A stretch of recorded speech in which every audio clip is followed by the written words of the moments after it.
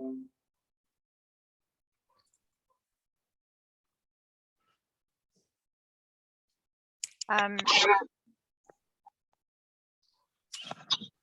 just wait a few minutes until everyone arrives. Just give it a couple of minutes before we start.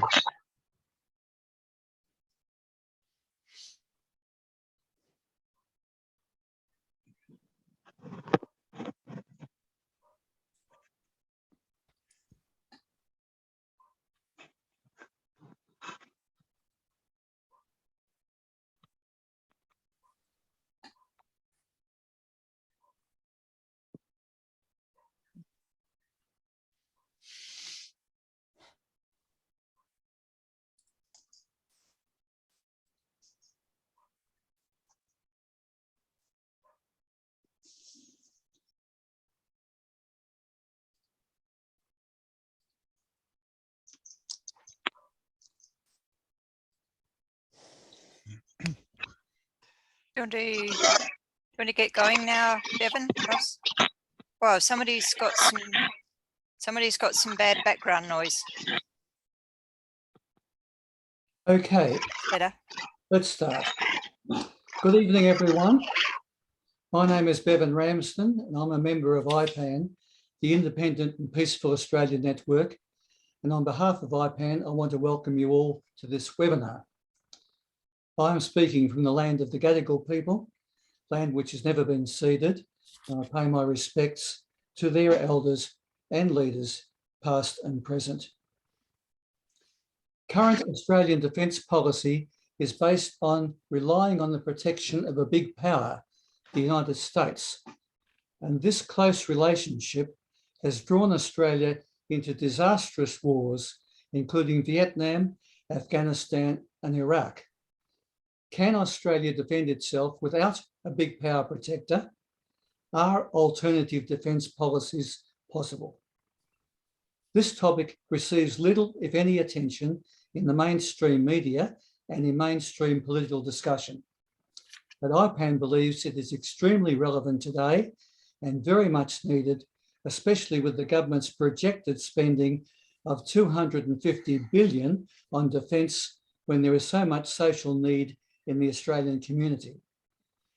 The excellent response to this webinar, with 140 registrations, proves that there certainly is interest in this subject. If you would like to receive more information from IPAN on this topic and other IPAN activities, please leave your name and email address in the chat line. Thank you. I will now hand over to the facilitator for the evening, Dr. Sue Wareham, who is President of the Medical Association for Prevention of War, and she is also Secretary of Australians for War Powers Reform. Dr. Sue Wareham. Thanks very much, Bevan, and hello everybody, and a very warm welcome from myself to you all. I am speaking from the land of the Ngunnawal people, and I pay my respects to their elders, past, present and emerging, as I'm sure we all do from the lands on which we meet. Just a quick announcement first that we are these proceedings are being recorded right now. The recording started just as people were coming on, so just to make sure you're aware of that. Okay, so as Bevan indicated, I think we're here either because we see big problems with Australia's military alliance with the United States at the moment, or else we're at least curious about it and would like to learn more about some of the issues. And that's terrific. And we're all aware that it's not just the ANZUS alliance at the moment, but seem to have new alliances cropping up all the time. The AUKUS, the Quad, and et cetera, et cetera. And one of the issues for us being that the alliances that we are in are not necessarily alliances of equals, and in many respects appear more like a master-servant relationship, which doesn't take into account Australia's interests or global interests, those latter two being by and large pretty much the same. So we're going to move on. we have, I'm delighted to be here, and I want to thank IPAN firstly for existing as an organisation, and secondly for organising this meeting this evening. So we have three wonderful guests, and I'm really delighted and honoured to be able to introduce them and learn from them. Each will speak for around, let's say maximum 15 minutes, and we will have some Q&A at the end, and we will wrap up definitely within an hour and a half, maybe a bit sooner, but let's see, maximum hour and a half. Okay, our guests are Dr. Albert Palazzo. I'm going to introduce them in turn as they speak, but just up front to tell you who they are: Dr. Albert Palazzo, Dr. Sue Rosen, and Cameron Leckie. So first speaker is Dr. Palazzo, who is an adjunct professor at the University of New South Wales in Canberra. Formerly, he was the Director of War Studies in the Australian Army Research Centre, which is a part of the Australian Army headquarters. He has written widely on alternative defence for Australia, including on armed neutrality, and also a publication on planning not to lose.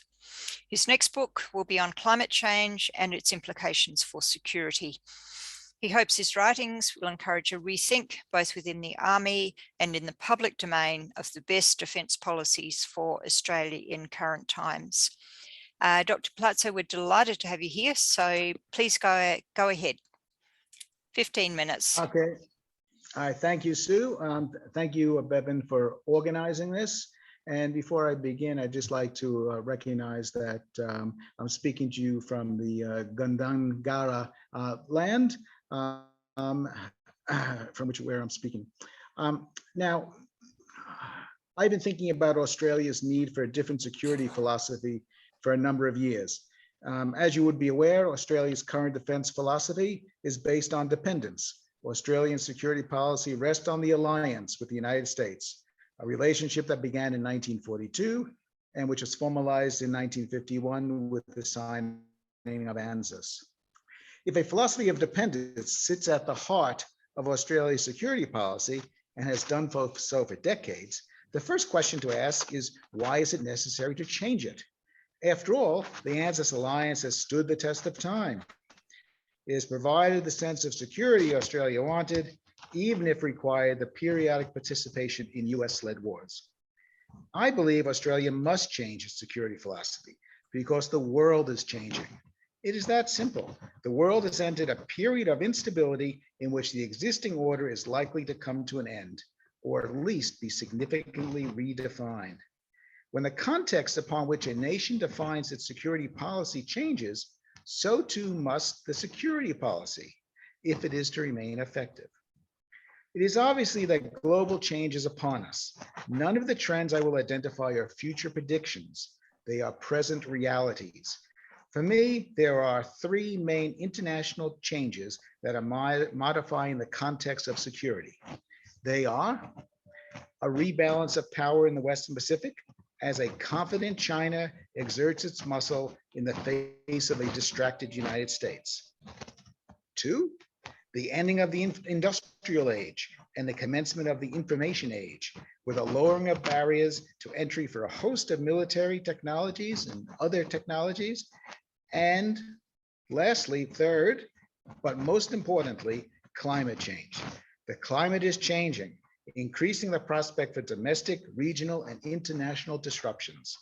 Political instability, state collapse, and destructive events of even greater magnitude than the recent floodings in northern New South Wales, southern Queensland, Sydney, and also the 2019-2020 bushfires. Now, there is also a domestic trend that must also be recognized. It is less a change than a recognition of Australia's existing circumstances, and it's often overlooked by my colleagues in the national security community. In fact, it rarely gets discussed.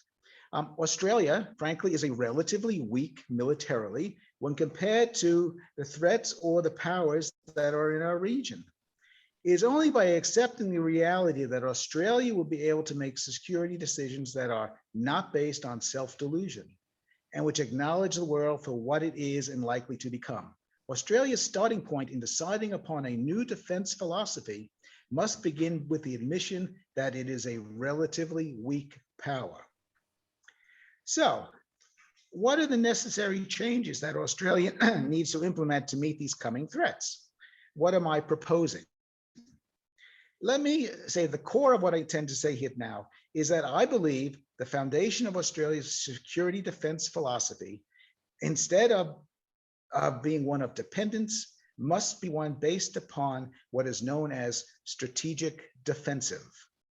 Let me explain what I mean by the strategic defensive. It is not a term that I have made up, but rather an established part of the philosophy of war. It was considered by Clausewitz in On War and refined by Kolmar van der Goltz in his 1908 book, The Conduct of War. As a concept, it is well established within the military and defense communities. Traditionally, the philosophy of the strategic defensive is adopted by the weak, by weak states. It is a technique used by the weak to avoid defeat at the hands of the strong. Perhaps an example will help to explain what I mean. In the aftermath of the Communist Party's victory in China, the People's Liberation Army, under the direction of Mao Zedong, adopted the strategic defensive as its military philosophy. Relative to the United States, China was a weak power. Now, of course, China has grown strong, and as consequently, the People's Liberation Army is transitioning to the philosophy of the strategic offense as how it will fight. The United States, as you might expect, also practices the strategic offense. Besides relative weakness, the other prerequisite for the strategic defensive is to not covet anyone else's territory or interest. A strategic defensive state, by definition, cannot be an aggressor. Australia fits this requirement too. It has no territorial ambitions, and its desired political outcome is the maintenance of the status quo. By contrast, Russia is clearly a strategic offensive state, as demonstrated by its seizure of the Crimea from Ukraine in 2014 and its ongoing support to separatists in the country's Donbas region, not to mention its illegal invasion of its neighbor only a few weeks ago. Unfortunately, since Federation, Australia has maintained a confused security philosophy. It has sought security through dependence, which meant that it had to fight alongside its great power protector, even in conflicts which had little relevance to its interests, other than the support of the alliance. This meant that Australia, while a natural strategic defensive state, had to align itself with the strategic offensive. This resulted in a somewhat schizophrenic offensive Australian Defence Force in its equipment choices, in its doctrine, and its perception of war. By adopting the strategic defensive, Australia would best align with the philosophy of war that makes the most sense for its security ambitions, and which would allow it to create an Australian Defence Force that better reflects its strategic requirements. Now, before we get into a further deeper discussion of the strategic defensive, I have to put forward a few qualifications. I am not calling for the entire abandonment of the ANZUS alliance, but for its redefinition. The alliance does have continued relevance, perhaps even use, but for it to remain useful, Australia and the United States have to adapt it so that each state can follow their natural philosophy of war. Those listeners who are already familiar with my work would also know that I am not a pacifist. I see no prospect for war to disappear from humanity's future. The waging of war is amongst our species' oldest activities, and I'm afraid will continue to be so. Therefore, Australia must continue to prepare for war, but it must do it in a way that is different from how it is done now. It must prepare under the conditions of the strategic defensive. I should be clear that when I say the strategic defensive, I do not mean neutrality or disarmament. I mean developing a more sensible and rational defense policy that is fit for purpose, one that builds on the current and future military technologies, combined with a greater investment in the intellectual development of military personnel. But being a strategic defensive power does not mean that the Australian Defence Force does not require the ability to attack. To simply defend is to guarantee a slow, remorseless defeat. When setting war aims at the strategic level, Australia should choose those that align with the strategic defensive, those that foster the status quo. But at the tactical level, the Australian Defence Force needs the capacity to inflict damage. Unlike other advocates of improved defense policy, I do not advocate Australia acquiring nuclear weapons. I want to be clear on that, nor the systems with which to deliver what I consider pointless weapons to their targets. To adopt nuclear deterrence would require Australia to welcome the possibility of suicide, a condition I am unwilling to accept or contribute to. Suicide is a silly defense policy. I am also not proposing a return to the flawed defense of Australia policy of the 1980s. Modern weapons have enormous range. Australia cannot defend itself from the shoreline. It must defend forward in the littoral region to our north. That is our future battleground. So how do we adapt to the strategic defensive? How do we change? So I accept that what I propose will require significant change in how Australia perceives its security and how it prepares for and wages war. It will require the Australian Defence Force to think hard and redefine its culture. So normally at this point in talks of this nature, if I was elsewhere in the people who talk about national security, the presenter becomes an advocate for their preferred weapon systems. I will not take that approach, because weapons represent the easy part of changing a state's security philosophy. Rather, I'm going to focus on the culture of the organization and how it thinks, because that's the hard requirement for making change. Weapons are easy, changing the culture much harder. So I'll address some of them here. And there are many, but these are just a few that both time and interest permit. So let's look at geography. Since the arrival of the First Fleet, Australia's European population has pursued a policy of geographic self-denial. The nation's nearest neighbors are part of Asia or the Pacific, yet Australians saw themselves initially as British, and with the collapse of the empire, Western. This flawed self-perception has caused us to fail to see the region as our primary concern. And the result is the design of a force that is optimized to serve on the other side of the world as a junior partner. Thinking about friends. By denying our geography and preferring distant friends, Australia has failed to become part of the region in which it actually lives. In adopting the strategic defensive, Australia can fix this. We must acknowledge that the nations to our north are important to us, have similar security concerns, and they will simply not go away. Geography will not allow that. We must learn to work with them and understand their security concerns. Moreover, because of climate change, because climate change will hit these states hard, it is in our interest to develop close ties so that we can help them remain stable. Turning to the question of dependency. The policy of dependency has allowed Australia to obtain security on the cheap. However, there are negative second-order effects. These are in addition to the costs of paying the premium of the insurance policy.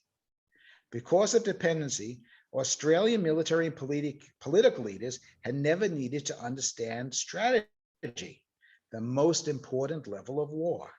And if you don't understand strategy, you cannot make sensible strategic defensive decisions.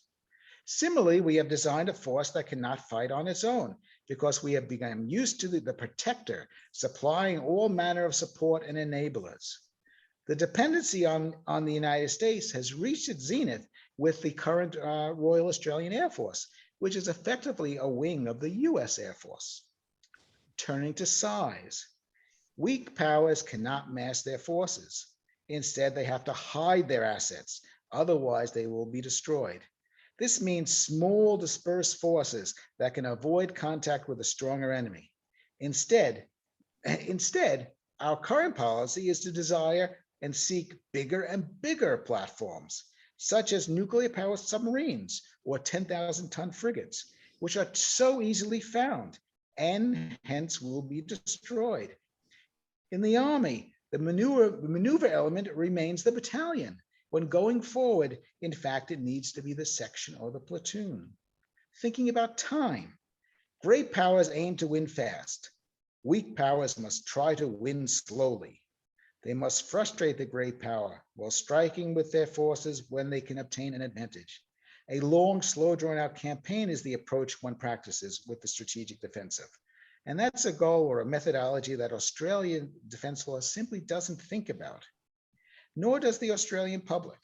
But the public must accept that the ADF will need to be deliberately prolong a future war, and that the citizenry must need to play a greater part.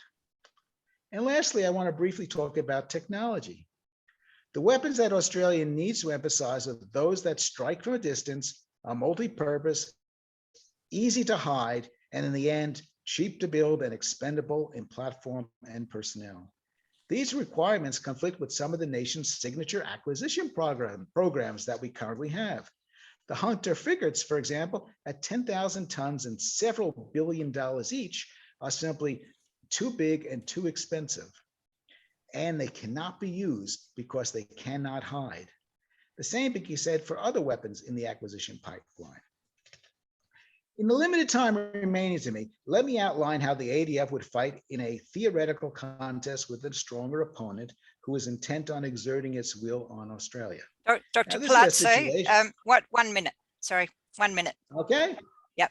Well, we need to think about striking from a distance, using technology such as sensors, and coordinating our materials, while at the same time keeping below the threshold of detection. We also need to advance our skill sets in information operations, and we need to discuss friends across the region. And we need to become more self-sufficient and more flexible, because the only way for us that'll be the only way for us to avoid defeat. But let me just quickly conclude. Weak states that pretend they are strong fare poorly when judgment is made. Wars are harsh and destructive and should be avoided if it can be.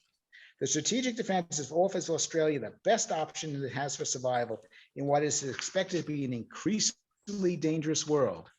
It is not a call to embrace passivity or neutrality, nor to seek opportunities for violence and aggression, but rather to acquire awareness and strength while pursuing the strategic defensive. I am one with Vegetitus, the late 4th century Roman military theorist, whose words remain relevant for today. He who desires peace, let them prepare for war. Thank you for your time. Back to you, Sue. Thank you very much, Dr. Palazzo. So much in there, and we could and we will come back to this. So thank you for presenting so much information and food for thought for us. Now we won't stop for questions now. I see some in the chat line, and please continue to add them there. But we're going to move on, and it is my great pleasure to introduce now Dr. Sue Rosen, who is an historian of 34 years experience. Her company, Sue Rosen Associates, provides heritage, history, and research services. And in the course of her research, Sue discovered in the New South Wales State Archives documents detailing the planning and implementation of government policies for total defence in the face of the anticipated Japanese invasion in 1942. And she discussed and reproduced these documents in her book, Scorched Earth, Australia's Secret Plan for Total War Under Japanese Invasion in World War II. And this plan involved the total population in civil and military activities and contradicts the current negative thinking that Australians cannot defend this continent without a big power protector. Sue, thank you very much, and we're really looking forward to what you have to say. Thank you. Over to you. Thank you, Sue. As a historian with no expertise in defence, I'm surprised and pleased to be invited to contribute to this webinar. It provides an opportunity to air a little known Australian defence policy developed in the expectation of Japanese invasion in 1942. And Australia was certainly in a very weak position at that time. I'm speaking from Wallumedegal country, where I'm privileged to live and work in suburban Sydney, and I pay my respects to their elders past, present and emerging. Sue, I'm sorry, I'll just interrupt. There is a whistling in the background. Is it just me, or can everyone hear that? And is it disturbing? I've got crickets out and frogs in the garden, but maybe that's them. Okay, well, we'll proceed. Okay. All right. Thank you, Sue. We'll proceed. Sorry to interrupt. Okay. Who would have thought in that a 1942 defence policy that was not ultimately blooded in war would have relevance today? As we are witnessing in the Ukraine, total war and total citizen collaboration, a catch cry of the scorched earth policy, can contribute to strategic defence as advocated by Dr. Palazzo. And we have long-standing physical and intellectual infrastructure to implement it. The New South Wales Scorched Earth papers were found at State Archives in 2012 in an unindexed file labelled Wartime Activities of the Forestry Commission. Initially, they struck me as amusing social and cultural artefacts. The Boys' Own Annual and Monty Python sprang to mind. Tractors to be put into gear and sent off cliffs. Housewives popping out from the doorways of their inner city terraces to ram a crowbar into the tracks of a tank. In 2012, I considered the language and tone to be of greatest historical interest, providing a window into the feelings and values current in the wake of Pearl Harbor and anticipated Japanese invasion. There was a palpable sense of immediacy in extraordinary exhortations for civilians to, even though unarmed, to slaughter the yellow dwarfs with our own tooth and claw. Published, they would fill a void in the war at home literature. It took until 2017 before I could persuade Alan and Unwin to come to the party and that the documents could become widely available. I'll come to the actual policy in a moment, but first I want to throw some light on why the Scorched Earth paper policy is so little known, despite being a federal initiative requiring all states to prepare a plan to deny resources to the enemy. It seems simply to have been lost. In the National Archives catalogue in 2012, there were scant files on the policy and none contained a policy document. And on last Monday, when I looked again, only 42 were identified in a catalogue search. The reason for such a comprehensive collection of the papers turning up in such an unexpected record series, the Forestry Commission, was because Harold Swain, the New South Wales Forestry Commissioner, was head of the Scorched Earth Subcommittee of the State War Effort Coordination Committee, responsible for development of the policy for New South Wales. It was lucky I came across them. Similar plans for other states are likely to be found in similarly obscure locations, and somebody should seek them out. The policy was developed in sheer desperation. In December 1941, the majority of Australia's troops were in the Northern Hemisphere, with the exception of 12,000 based in Singapore. When the Japanese bombed Pearl Harbor on 8 December, they also simultaneously landed on the northeast coast of Malaya and Thailand. And on December 11, 2 British warships that were sent to reinforce Singapore were sunk. Compounding the anxiety, there was the British reluctance to release Australian forces, taking the view to beat Hitler first. The Japanese rapidly made their way south using local resources, essentially living off the land and commandeering local transport in all its forms. In late January 1942, Australian military commanders were ordered to implement a scorched earth response in the event of invasion. By that time, the Japanese had taken territory as far south as Rabaul. An amendment to the National Security Act of 1939-40, dated 6 March, enabled implementation of the policy. So now let's turn to the actual code. The first draft of the New South Wales Code was distributed for comment in early April 1942, only 6 weeks after establishment of the committee. The feeling at the time was that invasion was only weeks away. In mid-February, as the committee began its planning, the Japanese commenced their attack on Northern Australia with the bombing of Darwin on February 19. Then Broome, Wyndham, Katherine, Horn Island, Mossman and Townsville were among many sites across the north subject to air raids from that time, with the last recorded in November 1943.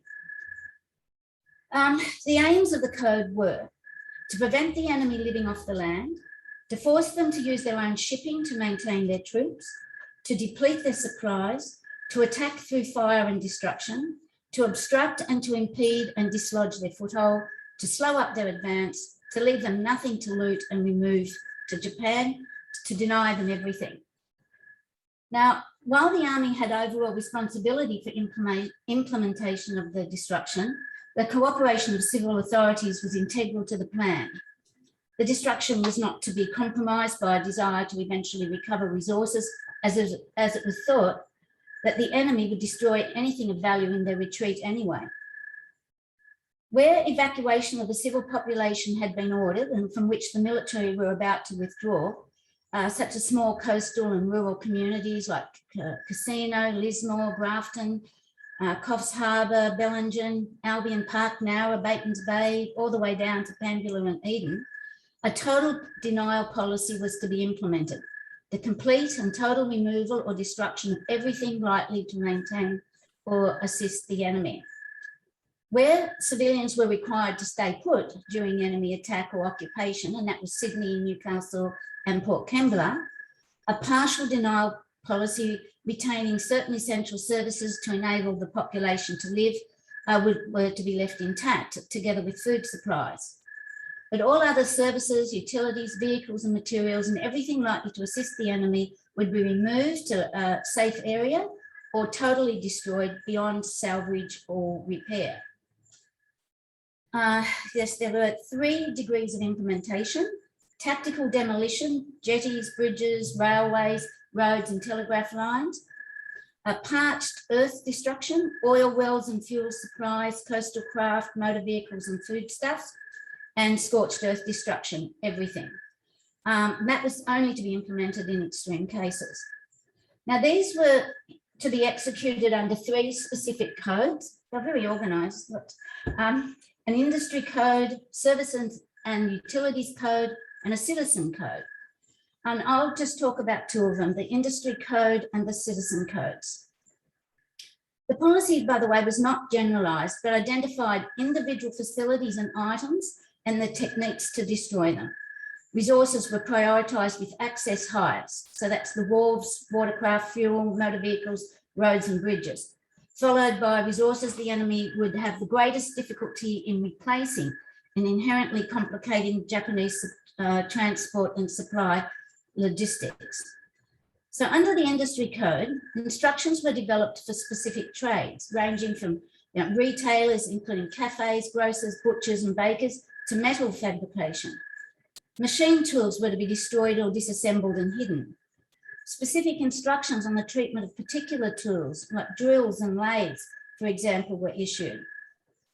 Government departments, roads, mines, agriculture, public works, all had their roles. Main roads assisted the army to identify evacuation routes, those suitable for ambush or to be blocked. Bridges up and down the coast were prepared for demolition, with a local nominated to set and detonate the charge. The Department of Public Works and the Maritime Services Board devised a strategy for the demolition of 17 ocean jetties from Coffs Harbour to Eden, including 7 at Port Kembla and Katherine Bay, near Newcastle and Wollongong, obviously, Byron Bay, the Hawkesbury, Lake Macquarie and Bernagui. On top of that, there were 149 estuary wharves to be attended to, and those not dealt with by Public Works were to be demolished by the local council or the army as they retreated. A watercraft panel organised the control or immobilisation of watercraft. The Mines Department prepared a denial strategy for coal mines, The Department of Road Transport advised on petrol and oil destruction, and the Department of Agriculture's Primary Industries Evacuation Committee prepared denial plans for stock and crops. Under the General Citizens Code, private citizens were to join civil collaboration columns related to their skill sets. So there was civil administration, judges, police, various bureaucrats, medical, transport, communications, commissariat, building and camouflage. All able-bodied citizens were required to train and practice combat techniques. In both a private and personal capacity and in business and the workplace, citizens were to ensure everyday items did not fall into enemy hands. Binoculars, cameras, tourist maps, small watercraft, domestic motor vehicles, batteries, tents, horses, saddles, first aid kits, food, boots and blankets were all listed. Comfort could be taken in that the War Damages Insurance Act covered scorched earth operations. So individuals were not to suffer too greatly. Evacuation routes and details on stopping places, expected pedestrian travel time, what to carry and how to block advancing Japanese are all detailed. The policy drew on existing infrastructure, both government and private. For example, scorched earth support squads were formed around rural fire brigades, the forerunner to the Rural Bushfire Service and the SES. Local brigades were relied on to survey localities and to ultimately undertake destruction if individuals could or would not. In the popular press, there were feature articles. For example, the Woman's Weekly had suggestions for outfits for evacuation, complete with backpacks and sensible shoes. Mantras were developed. Destruction was to be simple, silent, selective, and swift. The policy was all pervasive. And all this was to happen at the last moment under order from the military when invasion had commenced. While the military were in charge, it was recognised that they did not have the resources to undertake such a massive task. At the time, there were also localised citizens' militias being formed seemingly spontaneously. For example, there was a 1,000-strong force of men and women training in the bush in Ku-ring-gai. The well-known novelist Ian Idris, a World War I veteran, published a series of booklets called The Australian Guerrilla with titles such as Trap the Jap, Shoot to Kill, Sniping, Lurking Death, and The Scout. They've been recently reprinted and you can get them on Booktopia, and I understand there's an American market for them. Anyway, Swain declared, in total war, the war for survival, the citizen is no longer a detached neutral or chattel, but the involved majority, deeply concerned in events and for victory. Now, to conclude, in considering an alternative defence policy for Australia, we also need to keep in mind that Australia has had a citizen militia from after the British military withdrew in 1870. And it was from those volunteers that troops were recruited for the Sudan in the 1880s and later the Boer War. In 1910, boys between the ages of 12 and 20 were required to spend 64 to 90 hours a year in training. There were drill halls dotted around the suburbs, much like scout halls. And although from 1922 the scheme was gradually diminished, the drill halls often continued to have a military function till late in the century. The attention to detail in the code, relatively lightly brushed over here, believe it or not, was both extraordinary and impressive. It is one of the most notable features of the policy, reflecting the commitment to it at the time. Sue, 1 minute left. 1 minute, thanks. After Allied victories in the battles of Midway and the Coral Sea in May and June 1942, and the halting of the advance down the Kokoda Track in September that year, the pressure eased. Nevertheless, preparations continued. Scorched earth officials and the military inspected preparations in the north of the state in late 1942, with the final draft of the policy officially endorsed in November. It was not abandoned until June 1943, when Prime Minister Curtin announced that Australia was no longer under threat of invasion. However, Australians continued to follow Curtin's 27 December 1941 declaration, Australia looks to America. It's time to review that policy. armed neutrality and strategic defence need further exploration. Meanwhile, the Ukrainians are showing us how effective an untrained citizenry can be. Thank you. Thanks so much, Sue. That was pretty eye-opening for myself, and maybe for a lot of us. Quite astonishing. I had no idea we had such a policy during World War II. So thank you for bringing that to our attention in such detail. Okie doke, we will move on. And our final speaker, I'm delighted to introduce Cameron Leckie. Cameron was an Army officer in the Australian Army for 24 years. He deployed on 3 operations to East Timor, the Solomon Islands, and to Sumatra after the 2004 Boxing Day tsunami. By the end of his Army career, Cameron came to the conclusion that the alliance with the United States was detrimental to Australia's security and therefore should be reviewed. Since leaving the Army, he has written on Australia's alliance with the United States, the need for an independent defence and foreign policy, and the case for war powers reform. He's a member of IPAN, and I'm delighted and honoured to be on the same committee as Cameron with Australians for War Powers Reform. So Cameron, over to you. We're really looking forward to hearing from you. Thank you. Thanks very much, Sue. I'll just get this slideshow up.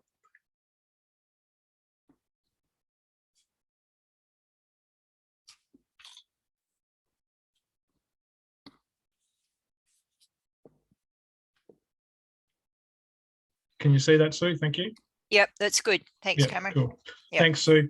So I'll begin this evening by acknowledging the traditional custodians of land on which we respectively meet, in my case, that of the Yilgarra people. And I pay my respects to their elders past and present. I extend that respect to the Aboriginal and Torres Strait Islanders people here today. So a strong and deep alliance with the United States is at the core of Australia's security and defence planning, says the 2016 Defence White Paper. This evening, I will argue that our defence strategy based upon this alliance is not fit for purpose of defending our country, nor furthering our interests relating to prosperity, security and democracy. I will cover the following.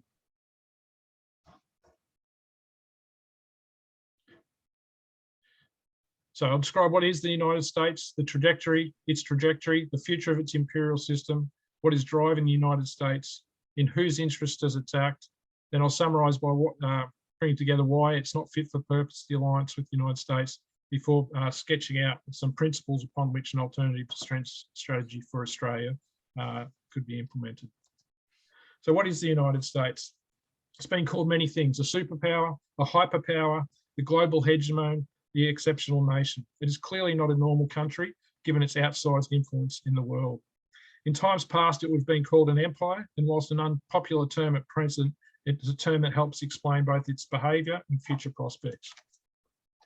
John Michael Greer defines an empire as follows: an arrangement among nations, backed and usually imposed by military force, which extracts wealth from a periphery of subject nations and concentrates it in the imperial core.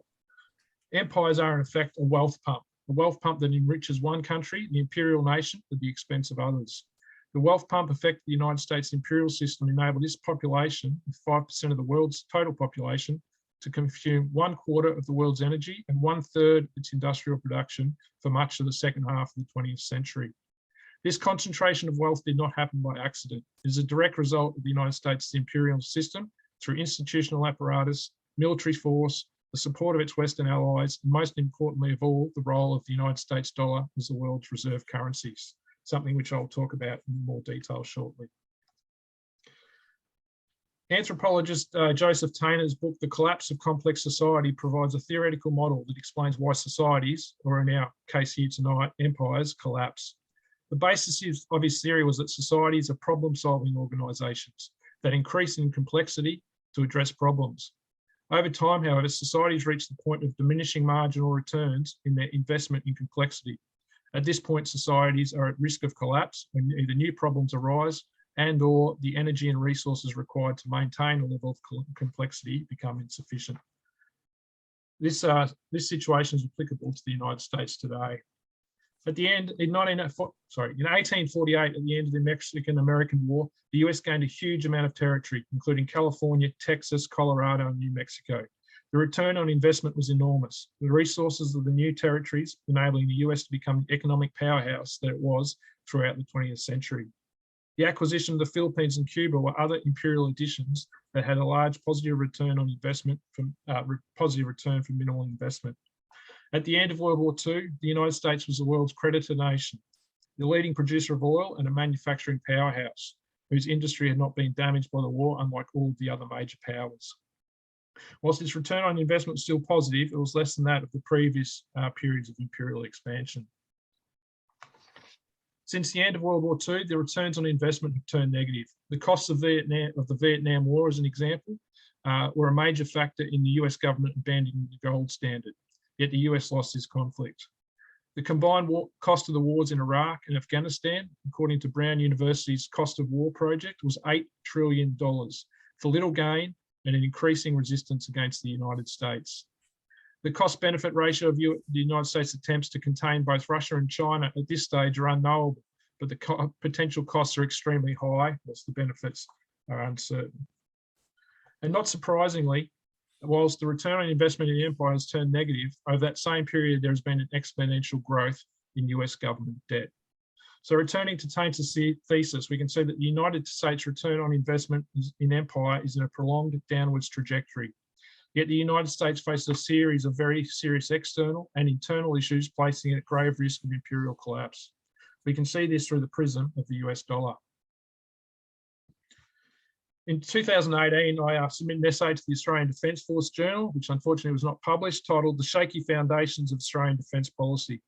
The shaky foundation was Australia's reliance on the United States and the assumption that it would remain the preeminent global military power. My thesis was, and remains, that the imperial system of the United States was in terminal decline. I examined this proposition through an analysis of the United States' centre of gravity and the pillars that support it. In military terms, the centre of gravity is defined as the key characteristic, capability, or locality from which a military force, nation, or alliance derives its freedom of action, strength, or will to fight. James Rickards, the author of Currency Wars, argues that America's unique military predominance can be maintained only with a unique and predominant role for the US dollar. A more colourful way of describing the importance of reserve currency status is as follows. Quality of life in the United States and the nation's entire economy is an elephant balancing on one leg on the toothpick of the US dollar's reserve status. The United States dollar as the world's primary reserve currency is clearly the United States' centre of gravity. The four pillars that support this centre of gravity are military dominance, information dominance, economic dominance, and supportive client states. I haven't got time tonight, but in the essay I examined each of these pillars in detail and concluded that sooner or later, one or more of these pillars will reach a critical state beyond which the whole edifice will collapse. I believe we are witnessing the slow motion collapse of this in real time. Exhibit 1 is the reckless, short-sighted and counterproductive sanctions by the United States and its Western allies on Russia. The seizure of Russia's financial assets following on from the seizure of Afghanistan's central bank reserves and sanctions against dozens of countries is destroying / has destroyed the trust in the dollar. It is also rapidly accelerating the de-dollarization trend. Just in recent days, Saudi Arabia has announced looking at trading oil with China in yuan rather than the dollar, and India and Russia have just settled a major oil deal, also traded outside of the dollar. Meanwhile, these sanctions are in the process of furthering an inflationary crisis within the United States itself and its European allies. It does not seem to have dawned yet on the Western governments that these sanctions will damage their economies more deeply and for a longer period than they will Russia. Shooting yourself in the foot is an appropriate description of this sanctions policy. Meanwhile, outside the Western world, virtually no country is sanctioning Russia. This is a clear message that indicating that the winds of change are blowing. So what is driving the United States? At the end of the Cold War, the United States enjoyed what was labelled as the unipolar moment.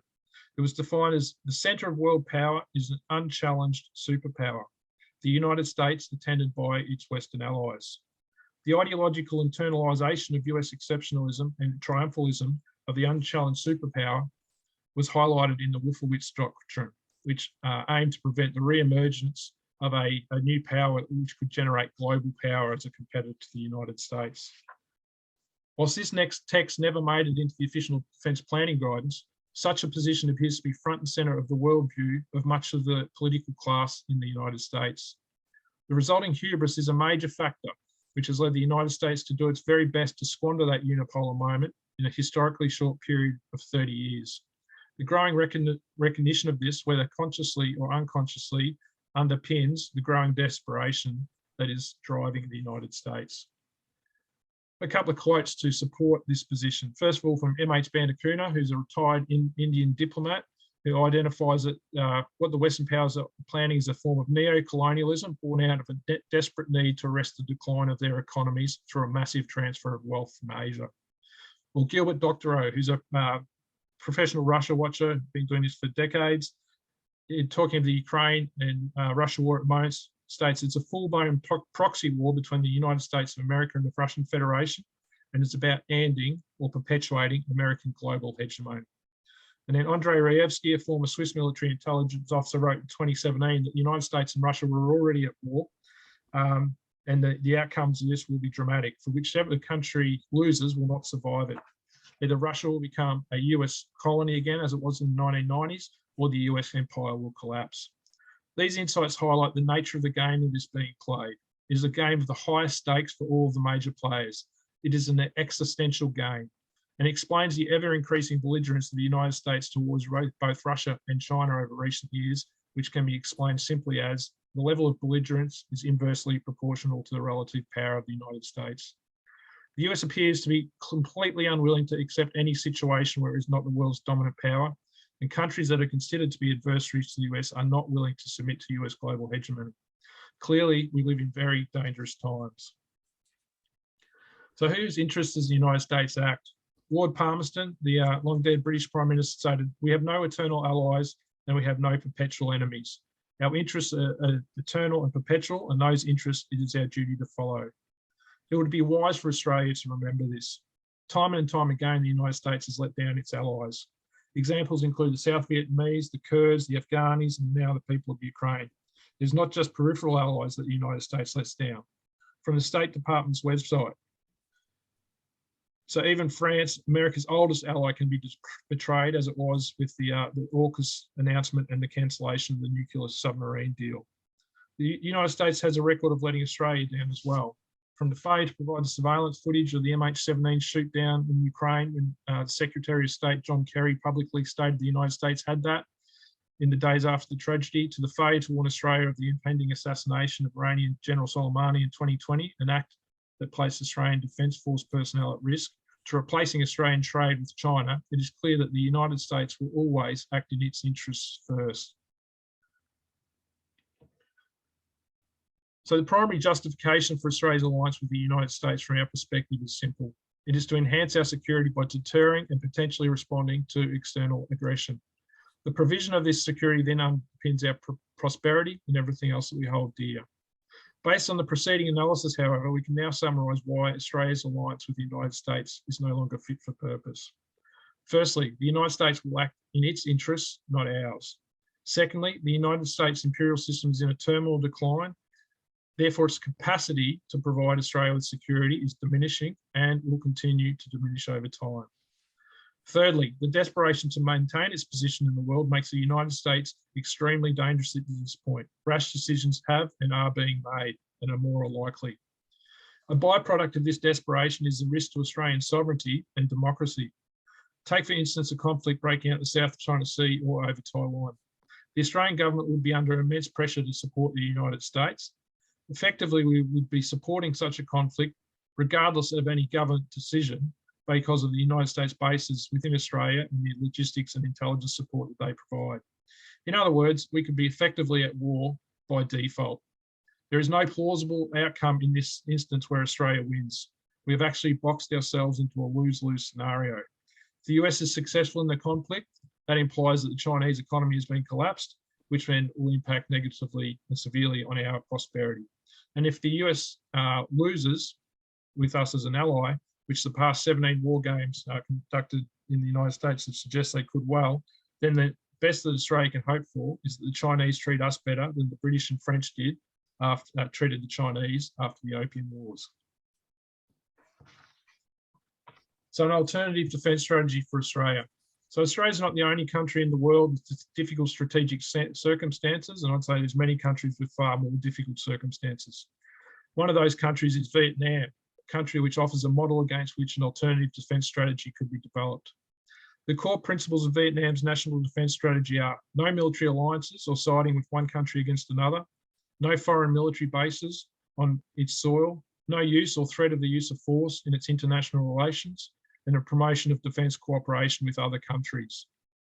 Despite bordering China and having a historically difficult relationship, including being invaded by China numerous times over the centuries, Vietnam's last war was in 1979, and its defence spending as a proportion of GDP has been stable for decades at just over 2%. This set of principles, particularly with the advantage of our geography, could, in my view, form an effective alternative defence strategy for Australia. It would still require an appropriately trained and equipped Australian Defence Force, predominantly on the defence of Australia rather than equipped for expeditionary operations. Cameron, one minute, Cameron. Yep, almost finished. Thanks. And much enhanced diplomatic capacity and capability. As retired diplomat Bruce Haig has pointed out, it appears the Australian Strategic Policy Institute has taken a lead in the provision of foreign policy advice over that of DFAT. We urgently need to rid ourselves of the khaki tinge that is influencing our Australian foreign policy. The elephant in the room is, of course, the threat of China. This is a topic of much debate, much of which I think is hyperbole and projection. The key question I think we should be asking ourselves is whether Australia's risk of being involved in a war with in a conflict with China, an unwinnable conflict from our perspective, is greater if we are in an alliance with the United States or if we have an independent defence policy. Based on the preceding analysis, I would suggest that on the balance of probabilities, we face much less of a threat from China if we have an independent foreign policy. The last point that I'll make is that we also need to sort out our key domestic issues as an integrated part of a national defence strategy. Our vulnerability to climate change and our extreme dependency on imported liquid fuels subject to price, geological and geopolitical risk pose a far more immediate threat and immediate and direct threat to our national security and prosperity than any military threat at this point or for the foreseeable future. Australia has all the prerequisites necessary to defend ourselves. Our geography is favourable. We are a wealthy country. We have an educated population. We don't need the United States. It is an unnecessary and rotting crutch. All we lack is the confidence to defend ourselves on our own. What we need is leadership. Thank you very much. Cameron, thanks so much. Heck of a lot of helpful information in there and perspective. So thanks for drawing all that together so beautifully. Now we've had a very active chat line, which I haven't been looking at the past few minutes. I've been looking at what Cameron has been presenting. Annette has been watching the questions. I'm going to go back to one of the first questions that did appear in the chat, and I forget who it was from, but it was about the role of, and I think it was to Dr. Palazzo about, although welcome input from any of the speakers, the role of diplomacy. And the question was specifically about the role of diplomacy in a strategic defence policy. So, Dr. Palazzo, would you like to answer that one? Yes, certainly, Sue. Thank you for whoever offered that question. Diplomacy, or DFAT, should be the agency that takes the lead on our international relations. That's why we have diplomats, and the Australian government has been starving DFAT and cutting it back over the last 20 or so years. And the Department of Defense has filled that void. Like the United States, in Australia, our foreign policy seems to be an instrument of the military, and that's completely backwards. Defense should be subservient or should be beneath DFAT. And if I was ever to write a white paper, or when the next white paper is done, it should make clear that it should be a foreign affairs white paper of which defense is a subsidiary part. It shouldn't be the the top dog in setting Australian foreign policy. Thanks very much for that. Would either of the other speakers like to comment briefly on that question, or we will move on? Yeah, I could say Yeah. something. So I Cameron, just yeah. think, I just think if we ask ourselves the question, what our diplomacy would look like if we didn't have the alliance, I think it would be very different to what it is now. I think because we have the backstop of the United States, we're far more aggressive towards certain countries, China, than we would be if we didn't have the alliance. And I think that's a direct result of the, I guess, it's like a little yapping dog, which we can afford to be when we have the backing of the United States, even though that may not necessarily protect us in the end. Okay, thanks, Cameron. Next question, and I'm going to pose this to you also, again, Dr. Palazzo, was probably a fairly quick one about Indonesia. Would Indonesia be regarded as a friend or a foe, which I think was the gist of the question. Yes, well, I've lived in Australia since 1996 when I migrated here, and one of the things that has mystified me over the past 25 years is Australia's attitude towards Indonesia. It should it should be the focus of our diplomatic efforts. It's our nearest, or it's a close neighbor, and it's a very large population, a very large economy, and it's a country with a very distinct upward trajectory, and it is gaining in power, and yet we continue to treat it as if the Australia is some kind of colonial overlord of Indonesia. And I don't understand this. I don't understand our relations with Indonesia, because it's quite clear to me that we should be striving to be as tight and friendly as possible to them. And yet it always comes across as a secondary, or even secondary would be good. I mean, it's more like a tertiary effort to build relations with Indonesia. But Indonesia is sort of the key to Australia's future security. Yeah, good. I think we can all relate to that. Thank you. I'm going to toss in a question which is not in the chat line because it's just coming from me now, but to you, to Dr. Rosen, the documents that you highlighted are really quite astonishing. And why do you think that Australians don't know about these? Do you think that's there's anything deliberate behind that?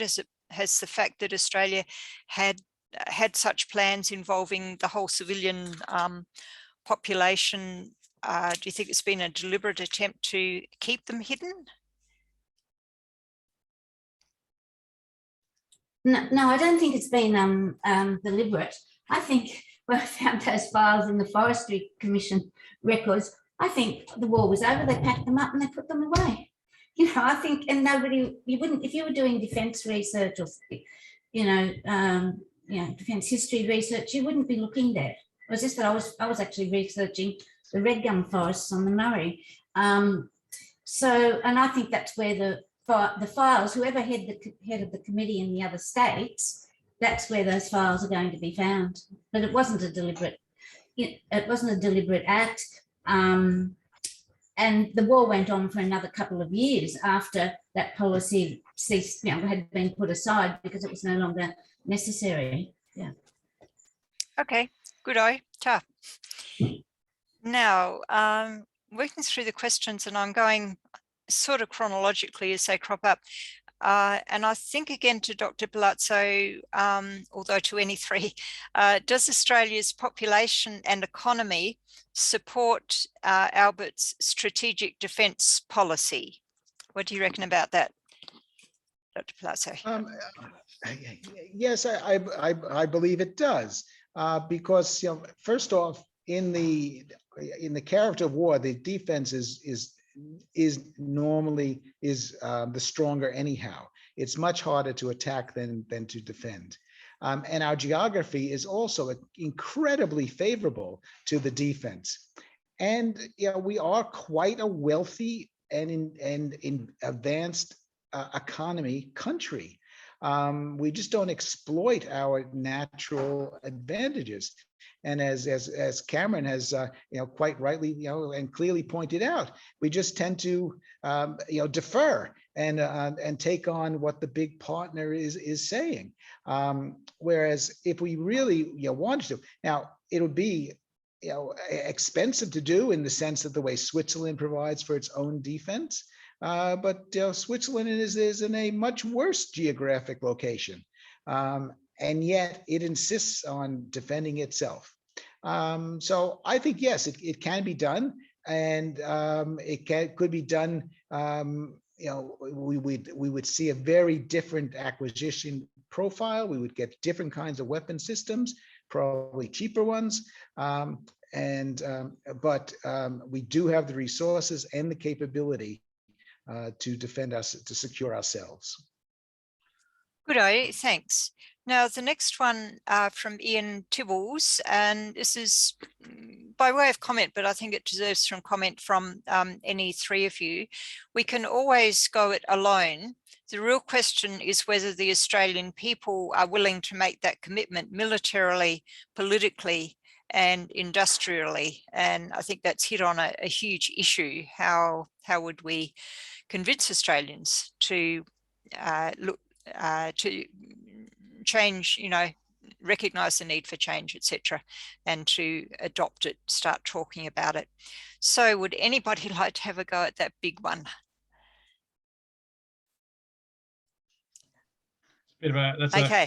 That's a big can of worms, that question. Yeah, but I guess, I mean, here's a start tonight. I mean, we just need to build momentum, start talking about it. I mean, because I think it's basically, it's not even considered seriously amongst defence circles and that at this point.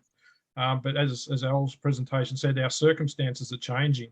So when circumstances change, that's the best time to actually bring in new elements to the discussion, to the debate. I guess we just need to keep talking about it, keep writing about it, provide alternatives and logically coherent arguments, which I think we can mount, that Australia can defend itself. Good, thanks. Ross, you've got a hand up. Is that for a reason or is that an accident? Can't hear you, Ross. So I just had it up for a question, but when you've gone through the other questions, I have one for Al. Okay, all right. And there was a follow-up comment to that last question, not alone, follow New Zealand's lead, help other nations in the region and the global south to do likewise. And I think that's a good comment. Now, next one from Christine Venner is quite a long comment. Inexpensive. Annette, have you read this one? And let's start. Favoritism is fraught with compromise and lacks integrity. Australia needs to develop strong, friendly relations with all our neighbours. We cannot sacrifice our West Papuan and Timorese brothers and sisters. Indonesia is carrying out genocide in West Papua. How does that fit into a strategic defence military philosophy? That's a tough one. Would anybody like to address that, or should we regard that as a comment? I could just say, Sue, that the impression I get is Australia and the Western countries only care about human rights when it furthers their geopolitical objectives. And I think whilst we're tied into the alliance, that will always be the case. So we care about what's happening to the Uyghurs in China. We don't say anything about what's happening in Kashmir, etc. So, and I think that's tied into the alliance because there's a very narrow bound of what we can actually say or do in that regard. Good, thanks, Cameron. All right, Michelle Smith has commented, I think it was during your talk, Cameron, that I don't agree with this all or nothing approach, debating the prospective demise of either US or Russia. I think both will survive. Would you like to comment on that, Cameron, or should we leave that as a comment? I guess, yeah, the approach I take is I look at previous examples in history and the trends where they're heading.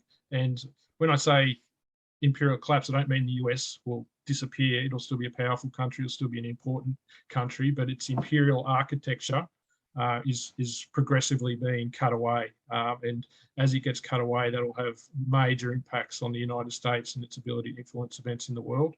And unfortunately, it could also result in, the rash decisions I spoke about, acting out of desperation. So, yeah, I'm not foreseeing the United States disappear or entirely collapse. I'm talking about the collapse of its imperial system. Good eye. Ta. From Derek Burke, in the past, Australia's alliance with and involvement in US-led aggressive wars did not put us in danger. However, will future US-led wars, which Australia will in all probability participate in, place us in immediate danger vis-a-vis China? Anybody like to comment there, or should we take that as a Well, question? if I could just, make one point here. When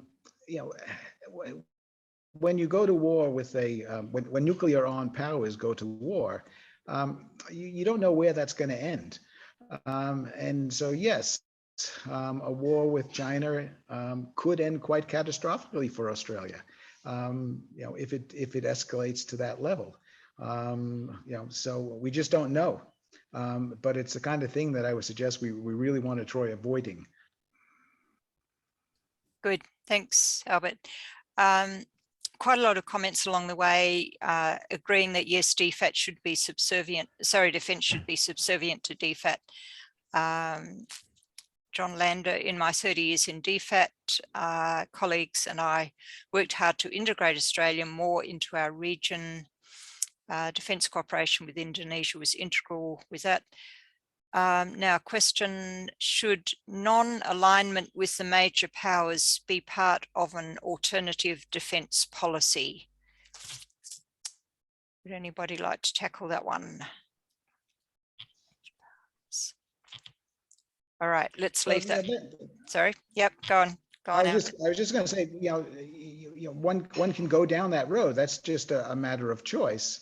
If you want to become non-aligned or if you want to become neutral, you just have to accept that there are going to be consequences, to that action, and you may then have to invest more heavily in your own self-defense. But what has to be avoided is becoming non-aligned, but also then not investing in your own defense. That just exposes you to great pressure from outside.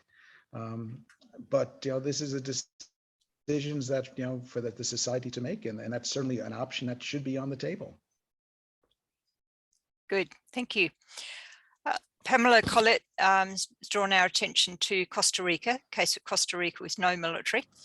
And is dependency built into the Australian psyche? Is this another manifestation of the cultural cringe? Dr. Rosen, as a historian, would you like to comment on that one about our cultural cringe, whether our dependency is part of a cultural cringe? I don't know if I'm really qualified to answer that. No, I don't think I can answer that. I'm sorry. Okay, no, that's fine. All right, we might move along. So many questions here, so many questions, so little time.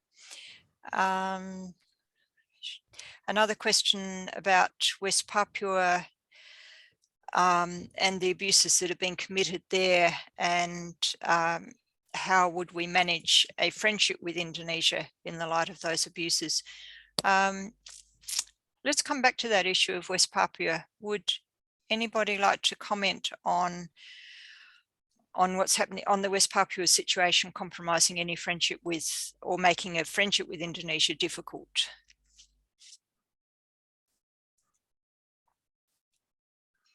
Okay, we're going to move on. I think we'll take the point as accepted that yes, there could be difficulties. Now, I'm sorry, I'm trying to discern questions from comments.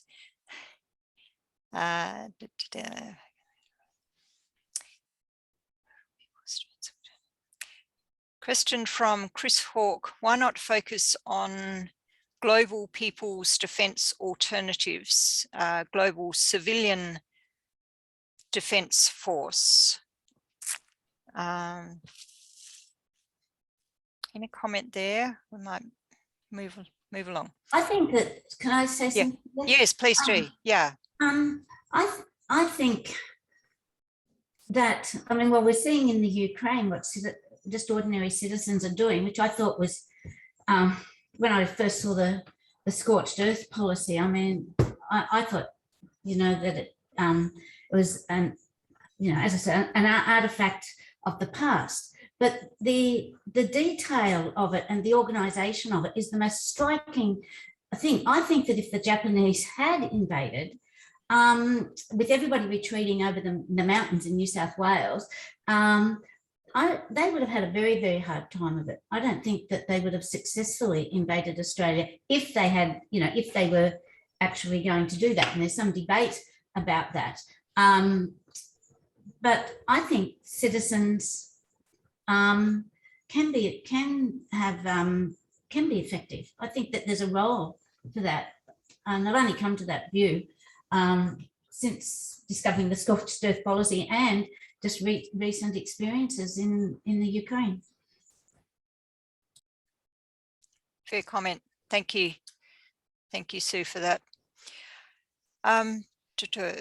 Question from Catherine Kelly. Why to Dr. Palazzo? Why does Dr. Palazzo reject neutrality as a foreign policy, especially given our geography? Well, I don't quite reject it. If we wanted to become a neutral power, that would be fine. It's a legitimate defense policy and one that the Swiss have enjoyed for about 4 centuries now.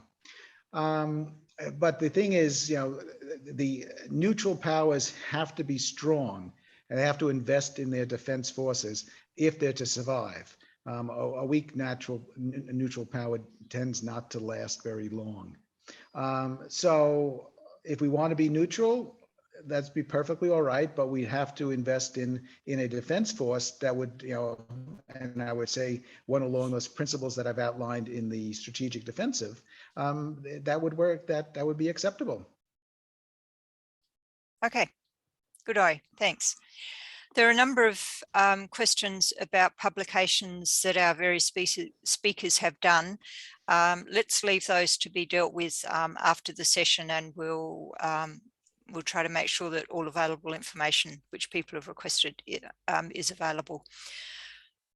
Let's see, Costa Rica. Sorry, I think I've lost my place. Annette, can you help me out? How are we going with the questions?